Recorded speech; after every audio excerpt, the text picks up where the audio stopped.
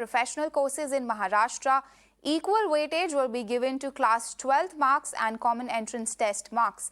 Now, Maharashtra Minister of Higher and Technical Education Uday Samant says that the decision has been taken as students had to prepare for CET exams along with the 12th standard studies. Now, this impacts their studies. This is what the minister says.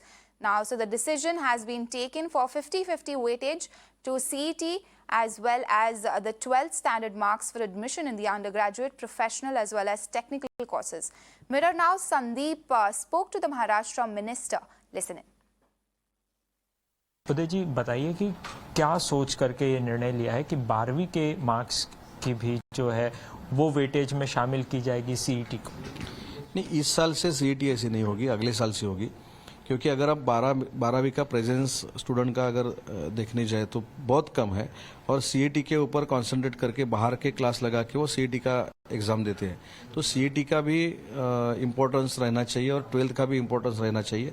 इसलिए अगले साल से हम 50% 12th का और 50% CET का लेके merit लगाएंगे।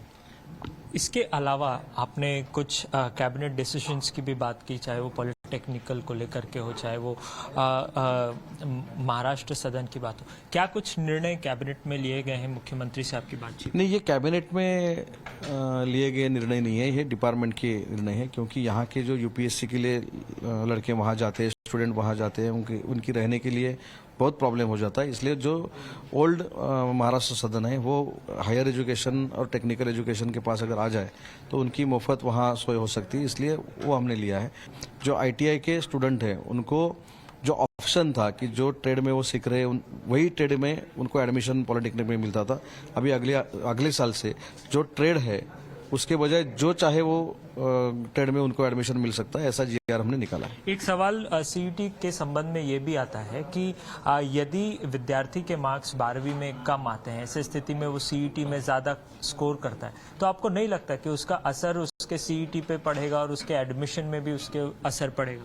नहीं, अभी तो असर उसका 12th के एग्जाम पे भी पड़ रहा है ना, तो 12th का जो एग्जाम है वो भी सिमिलर रहना चाहिए और सीईटी का भी सिमिलर रहना चाहिए और दोनों का काउंट करके मेरिट लगना चाहिए।